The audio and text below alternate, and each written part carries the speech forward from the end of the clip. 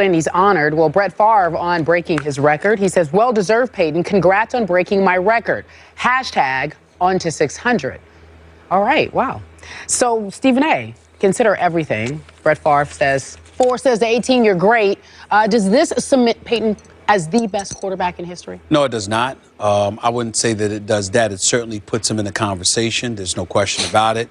When you think about the greats like Joe Montana and a few others that are champions multiple times, there's always going to be a debate about that. But I think the greatness of Peyton Manning, the greatest thing that you could say about Peyton Manning, Skip Bayless, at this particular moment in time is that it's an insult to him to measure his greatness just by his accomplishments on the football field.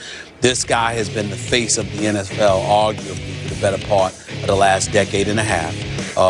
Even when he was gone, he was constantly talked about. I remember you sat here on this very set and joked that Peyton Manning, the year that he was out, should be the MVP because of how bad the Colts were without him. That's true. You know, when you consider all of those things, there is simply no question about his greatness as a player. But when you consider the fact that the guy is always in the news for the right reasons, that he epitomizes everything that coaches, executives, anyone associated with the NFL reveres and lauds. The reality is simply this. He is literally football royalty.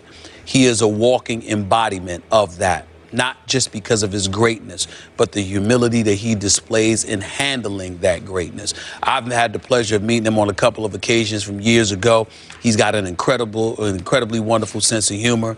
He's just a barrel of laughs as well.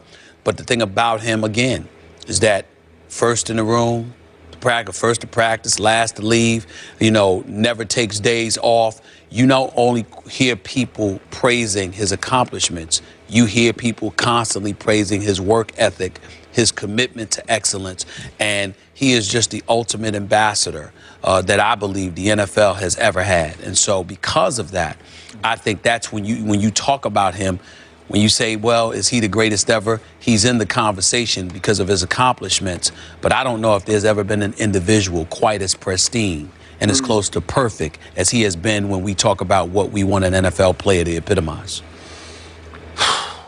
Okay, so back to Kerry's question. Does this cement that he's the greatest quarterback ever?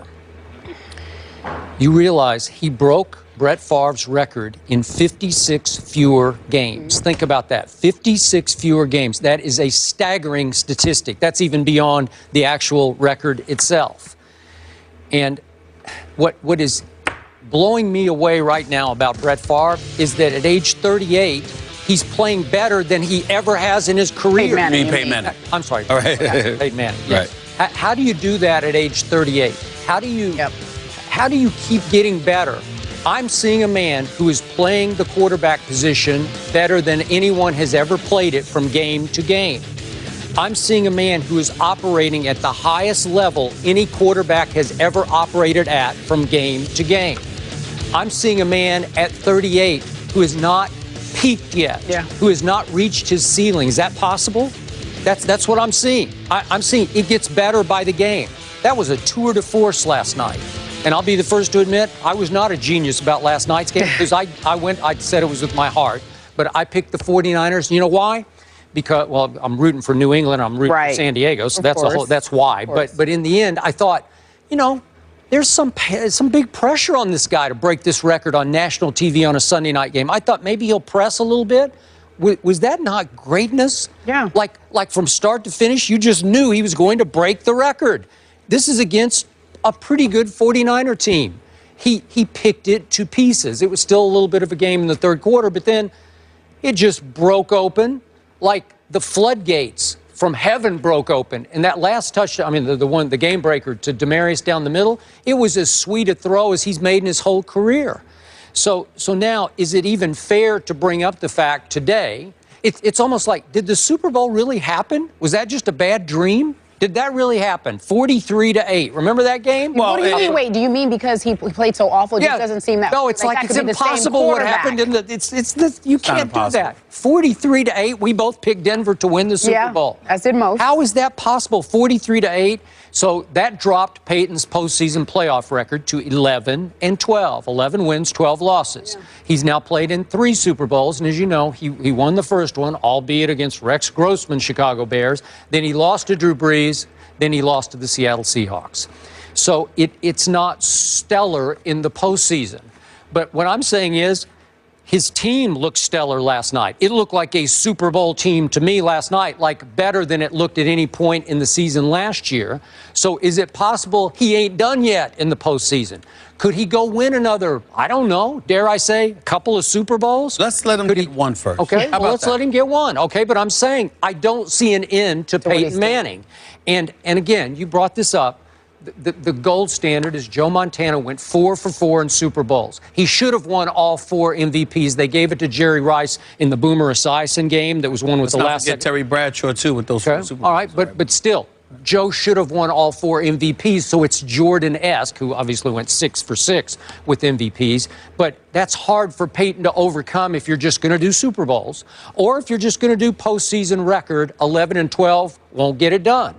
But no one has played the position better than he has played it. And I'm sure there are those out there right now this morning who are saying, just on touchdown passes alone, that makes him the greatest quarterback ever. I'm sure we're going to hear that today. Well, you're going to hear that, no doubt about it. The man has completed over 65% of his passes in his career. He's already passed for over 66,000 yards, 66,800 if I remember correctly. When you look at what he brings to the table, a career quarterback rating of 97, Peyton Manning is no joke. We understand that. I think when you look at last night's game, I mean, when you look at free safety Eric Reed taking the night off, the way he was getting obliterated. You know, by the way, I thought they just quit. Yeah, I thought they did too. Quit. I never saw a Jim Harbaugh team play like that. Now Aldon Smith and Bowman is out, and then Patrick Willis is out. So we understand it, but still in all, a character team like Jim Harbaugh's teams usually are, particularly on the road, to see them just quit like that last night, it was quite embarrassing. I've never seen that happen in the Jim Harbaugh era. I think that his time may be up in San Francisco eventually, because you just see something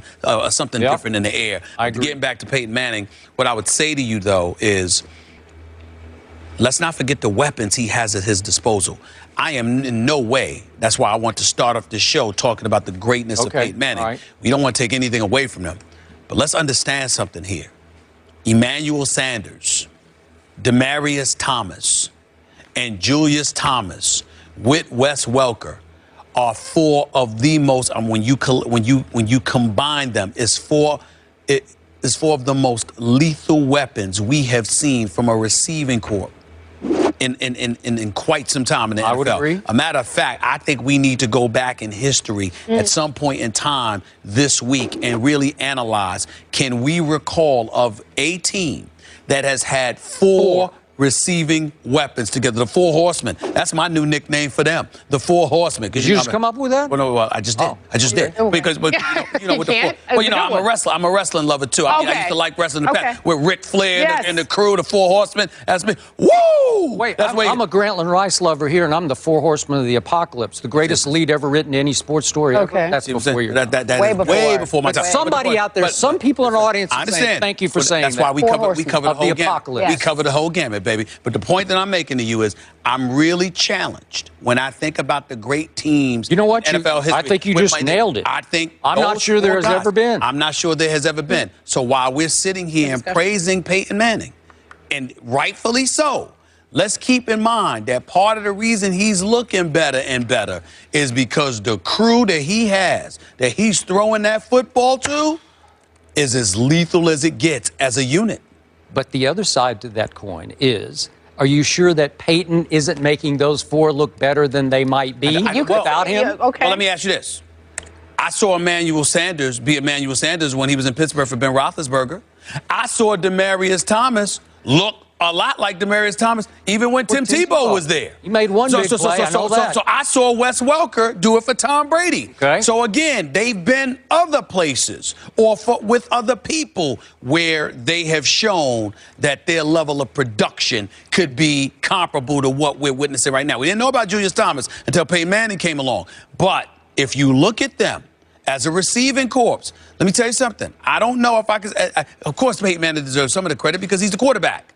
And he's the ringleader, and he's got them practicing all the time, and they work hard for him. He works hard for and with them, etc. Ultimately, he deserves the boatload of the credit. Yep. But I'm just saying their skill set and what they bring to the table, the combination of those four dudes can make a lot of quarterbacks There look haven't great. been four. There are lots of twos. That's right. You not know, four. You can do Swan and Stallworth. That's right. Clayton and Duper. Okay, but those weren't great teams. That's but right. But I'm saying with Marino, Clayton, Duper, yes. Okay, and then you can do Rice and John Taylor. There you go.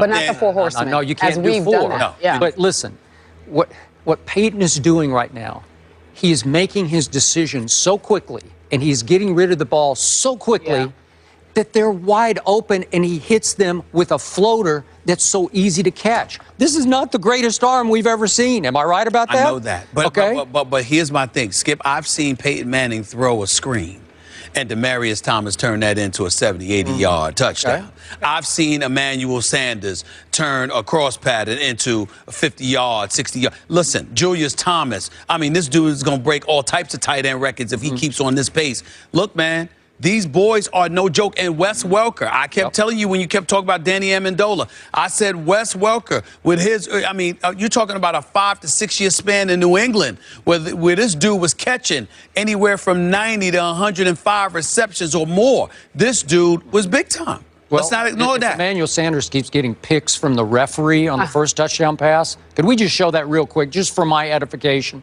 please? Why? What's the problem? That's because he got picked. Are you whining about that? He got picked. Well, he runs his defender right into the referee, and the referee and the defender wind up on their butts. We got it.